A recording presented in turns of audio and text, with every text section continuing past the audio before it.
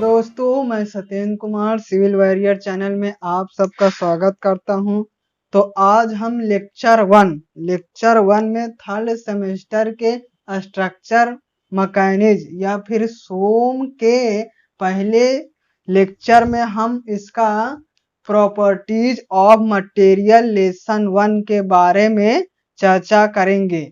तो आज हम सोम का पहला लेक्चर स्टार्ट करते हैं और अब इसका हम रोज एक एक लेक्चर प्रोवाइड करेंगे जिसका इसका भी कुछ चैप्टर समाप्त हो जाएं। इसके पहले लेक्चरों में हमने HHM और कंक्रीट टेक्नोलॉजी का कुछ लेक्चर आपको प्रोवाइड कर दिए हैं।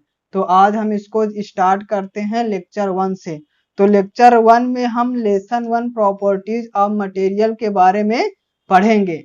तो प्रॉपर्टीज ऑफ मटेरियल के बारे में पढ़ेंगे तो हम सबसे पहले जानते हैं कि संरचनात्मक यांत्रिकी जो सब्जेक्ट का नाम है स्ट्रक्चर मैकेनिज्म, संरचनात्मक यांत्रिकी आखिर होता क्या है इसके बारे में जानेंगे। तो स्ट्रक्चर मैकेनिज्म क्या होता है, अब इसको पहले सोम कहते थे मगर अब इसका नाम चेंज होकर नया सब्जेक्ट स्ट्रक्चर मैकेनिज्म संरचनात्मक यांत्रिकी हो गया। तो जानते हैं संरचनात्मक यांत्रिकी क्या होता है और इसके अंतर्गत क्या क्या पढ़ते हैं, क्या क्या करते हैं। तो संरचनात्मक यांत्रिकी के अंतर्गत संरचनात्मक यांत्रिकी थर्ड सेमेस्टर का एक सब्जेक्ट है। इसके अंतर्गत हम किसी धरन बीम पर भार लोड या बल फोर्स लगाने से उसकी कर्तन बल शेयरिंग फोर्स एवं नमन आघूर्ण बेंडिंग मोमेंट में सामर्थ्य।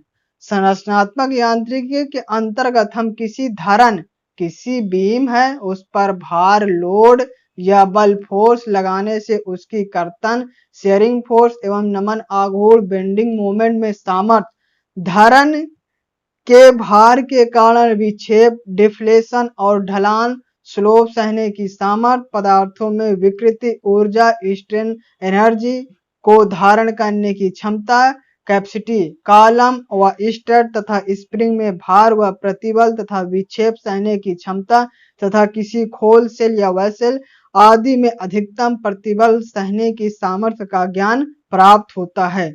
तो इसके अंतर्गत हम क्या क्या जानते हैं, इसके अंतर्गत हम अध्ययन करते हैं। सबसे पहले अध्ययन करते हैं किसी धरन बीम पर भार या बल फोर्स लगाने से उसके कर्तन और नमन आघूर्ण में क्या परिवर्तन होता है उसका अध्ययन करेंगे।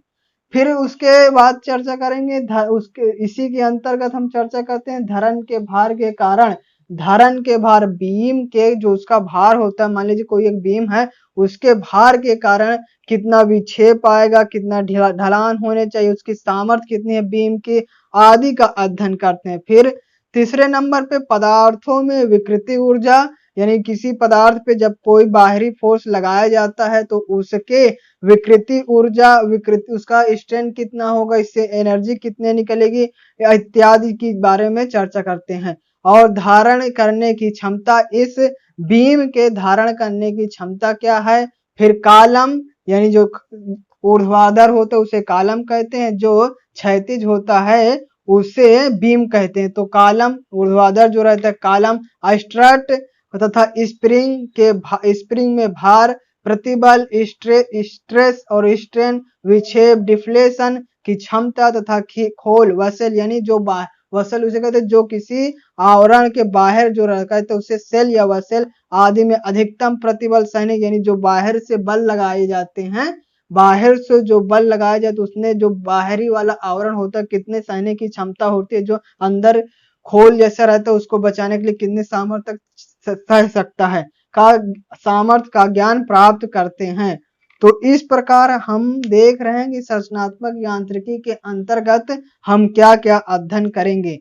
तो संरचनात्मक यांत्रिकी के अंतर्गत कुल मिला के बीम के बारे में अध्ययन किया जाता है। कुल मिला के बीम पर कितना बल लगेगा, कितना शियर फोर्स होगा, बेंडिंग मोमेंट कितना होगा, स्लोप कितना होगा, सामर्थ्य करने की क्षमता कितनी होगी, कितने पे टूट जाएगा, कितने की सहने की क्षमता होगी, बीम के प्रकार, बीम के सब कुल मिला के बीम के बारे में ही अध्ययन किए जाते हैं। इसे एक प्रकार से नाम लिया जाए तो बीम, कुल मिला के संरचनात्मक यांत्रिकी नहीं बीम का नाम लिया जाए तो सही रहेगा।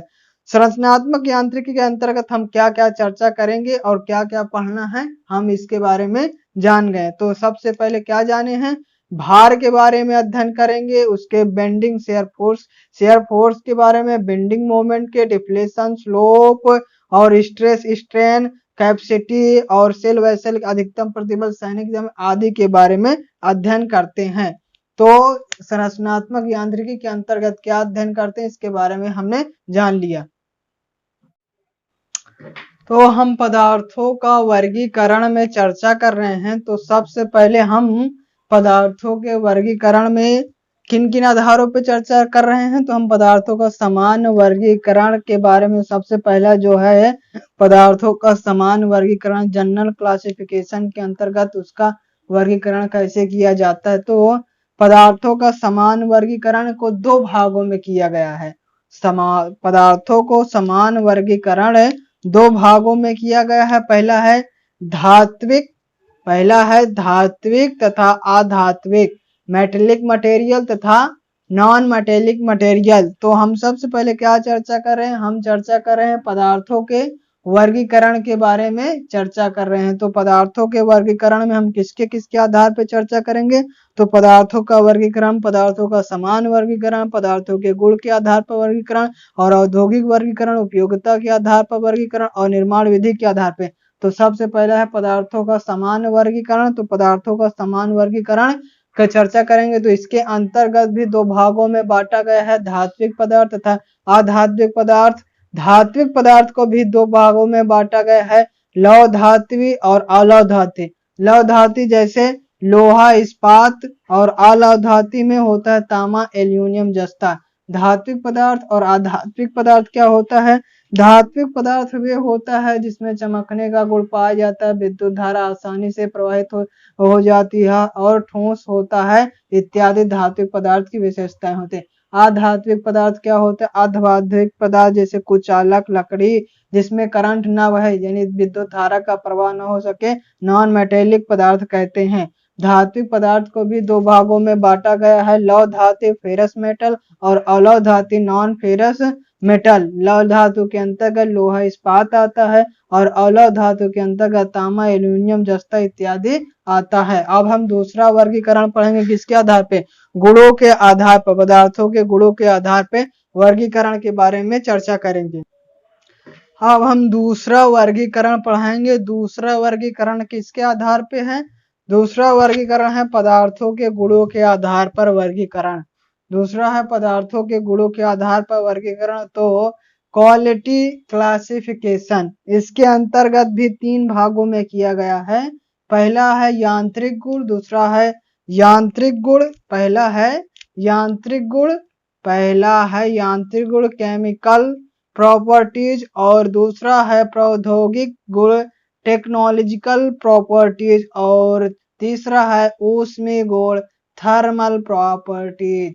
तो यांत्रिक गुण के अंतर्गत प्रत्यास्था, डिक्टाइल, ब्रिटल मटेरियल, ये सब यानी उसके गुण के बारे में आते हैं और इस लेसन में ही उसका विस्तार पूर्वक अध्ययन करेंगे और सबका संक्षिप्त परिचय जान लेते हैं। और प्रौद्योगिक गुण के अंतर्गत क्या आते हैं, मशीन योग्यता आता है और ढलाई योग्यता, बेल्डन योग्यता, मशीन योग्यता, ढलाई योग्यता और बेल्डन योग्यता, निर्माण योग्यता इत्यादि आते हैं। प्रौद्योगिक गुण के बारे में क्या अध्ययन करेंगे, मशीन योग्यता, ढलाई योग्यता, बेल्डन योग्यता और निर्माण योग्यता। इसका हम अध्ययन नहीं करेंगे, इसका सिर्फ संक्षिप्त परिचय केवल जान लेते हैं बस। माने प्रौद्योगिक गुण के अंतर्गत मशीन योग्यता, ढलाई योग्यता, बेल्डन योग्यता और निर्माण योग्यता। और तीसरा है ऊष्मीय गुण के अंतर्गत ऊष्मीय क्षमता, ऊष्मीय चालकता, ऊष्मीय प्रसार और विशिष्ट ऊष्मा इत्यादि के बारे में संक्षिप्त चर्चा जान लेते हैं। तो दूसरा क्या है, दूसरा है पदार्थों का वर्गीकरण में है पदार्थों के गुणों के आधार पर वर्गीकरण, क्वालिटी क्लासिफिकेशन। तो यांत्रिक गुण, इसी का हम इस चैप्टर में विस्तार पूर्वक अध्ययन करेंगे। और फिर प्रौद्योगिक गुण के अंतर्गत मशीन योग्यता, ढलाई योग्यता, बेल्डन योग्यता, निर्माण योग्यता। और ऊष्मीय गुण के अंतर्गत ऊष्मीय क्षमता, ऊष्मीय चालकता, ऊष्मीय प्रसार और विशिष्ट ऊष्मा के बारे में जानते हैं, मगर इसका इसमें चर्चा नहीं करेंगे, सिर्फ संक्षिप्त परिचय जानेंगे। अब हम बात करेंगे तीसरा परिचय, पदार्थों का वर्गीकरण। तो हम पदार्थों का वर्गीकरण, क्लासिफिकेशन ऑफ मटेरियल के बारे में चर्चा कर रहे हैं। तो इसके पहले हमने पदार्थों के वर्गीकरण के बारे में चर्चा कर रहे हैं। तो अब हम तीसरा परिचय, तीसरे वर्गीकरण के बारे में, औद्योगिक वर्गीकरण। औद्योगिक वर्गीकरण, इंडस्ट्रियल क्लासिफिकेशन कैसे करते हैं, इसके कितने भेद होते हैं के बारे में जानते हैं। तो औद्योगिक वर्ग, इंडस्ट्रियल क्लासिफिकेशन के अंतर्गत भी निम्न प्रकार से उसका वर्गीकरण कर सकते हैं। हल्की धातुएं, बेरिंग एलॉय और तांबा या उसकी मिश्र धातुएं, लोहा तथा इस्पात और ताम तथा सह पदार्थ के बारे में अध्ययन करते हैं। इसका हम संक्षिप्त परिचय जान रहे हैं। सबसे पहले इसका हम संक्षिप्त परिचय, हल्की धातुओं के अंतर्गत जैसे एल्यूमिनियम, मैग्नीशियम, टिटेनियम, बेरिलियम तथा इनकी मिश्र धातुएं आती है। पहले है हल्की धातुएं, लाइट मेटल के अंतर्गत एल्यूमिनियम, मैग्नीशियम, टिटेनियम, बेरिलियम तथा इनकी मिश्र धातुएं आती है। और फिर दूसरा है बेरिंग एलॉय के अंतर्गत आती है, जैसे तांबा, सीसा का एलॉय, श्वेत धातु एलॉय और ब्राज एलॉय तथा इनकी मिश्र धातुएं जैसे सीसा, जस्ता, टिन, कैडमियम आते हैं। और तीसरा है औद्योगिक वर्गीकरण में, तीसरा है तांबा तथा उसकी मिश्र धातुओं के अंतर्गत जैसे निकिल, कोबाल्ट, क्रोमियम, मैग्नीज और वेनेडियम आदि आते हैं। और चौथा है लोहा तथा इस्पात के अंतर्गत, इसके अंतर्गत लोहे की विभिन्न जातियां तथा स्टील और उसकी मिश्र धातुएं आती है। और चौथा पांचवा है ताप सह पदार्थ। ताप सह पदार्थ के अंतर्गत आते हैं हमारा ये पदार्थ भट्टी, चूल्हे आदि की भीतरी सतहों पर अस्तर लगाने के काम आते हैं। इनके प्रमुख पदार्थ सिलिका, एल्यूमिना, अग्निसह मृत्तिका और डोलेमाइट तथा निस्तापित मैग्नेसाइट आदि आते हैं।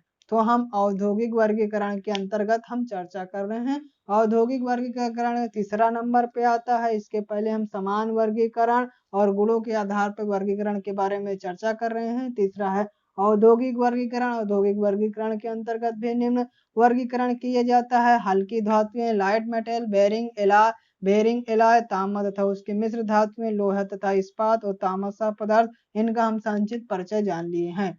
अब हम चौथा चर्चा करेंगे उपयोगिता के आधार पे। चौथा चर्चा क्या परिचय में, पदार्थों का वर्गीकरण में चौथा चर्चा कर रहे हैं उपयोगिता के आधार पर। कहे के आधार पर, उपयोगिता के आधार पर चौथा है। तो इसके अंतर्गत आते हैं निम्न और उच्च ताप धातुएं, दूसरा आता है उच्च सामर्थ्य वाली धातुएं और तीसरा आता है घिसारोधी धातुएं और चौथा आता है संक्षारण तथा ऑक्सीकरण प्रतिरोधी और पांचवा आते हैं कमानी धातु। तो उपयोगिता के आधार पर वर्गीकरण, निम्न और उच्च ताप धातुएं आती हैं और उच्च सामर्थ्य वाली धातुएं आती है, घिसारोधी धातुएं, संक्षारण तथा ऑक्सीकरण धातुएं और कमानी धातुएं आती हैं। तो इस प्रकार हमने पदार्थों के वर्गीकरण में चार प्रकार के जान लिए हैं। पहला है समान वर्गीकरण, दूसरा है गुणों के आधार पे, तीसरा औद्योगिक वर्गीकरण और चौथा उपयोगिता के आधार पे। अब आखिरी हम सबसे जानेंगे निर्माण प्रक्रम के आधार पर वर्गीकरण, फिर हमारा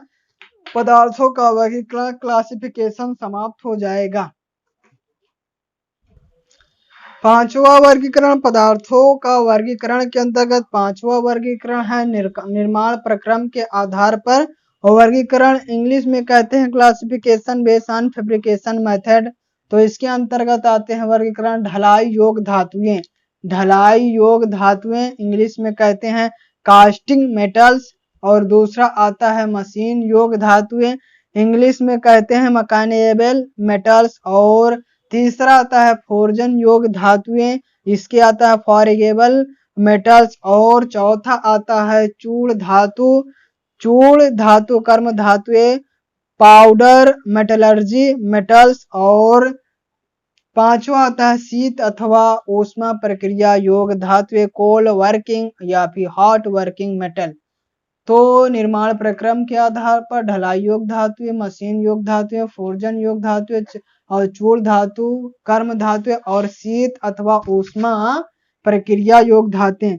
तो इस प्रकार हमने क्लासिफिकेशन ऑफ मेटल्स पदार्थों का वर्गीकरण क्लासिफिकेशन ऑफ पदार्थों का वर्गीकरण के बारे में हमने चर्चा के लिए। पदार्थों का वर्गीकरण के अंतर्गत पहले समान वर्गीकरण हमने जाना, फिर गुण के आधार पे, फिर औद्योगिक वर्गीकरण के आधार पे, और चौथा उपयोगिता के आधार पे, और पांचवा निर्माण प्रक्रम के आधार पे हमने जाना। तो इस प्रकार हमने पदार्थों का वर्गीकरण संक्षिप्त परिचय जान लिया। तो आज यही लेक्चर ये समाप्त होता है। यदि आपको यह लेक्चर अच्छा लगा हो और हमारे समझाए हुए आपको समझ आ गया तो इस वीडियो को लाइक कर दीजिए, सब्सक्राइब कर दीजिए, और चैनल को भी सब्सक्राइब कर दीजिए, और बेल आइकन को ऑल पे क्लिक कर दीजिए, जिससे हम कोई भी वीडियो डालें तो आपको सबसे पहले पहुंच जाए, जिससे आपको स्टडी करने में कोई दिक्कत ना हो। Thank you for watching.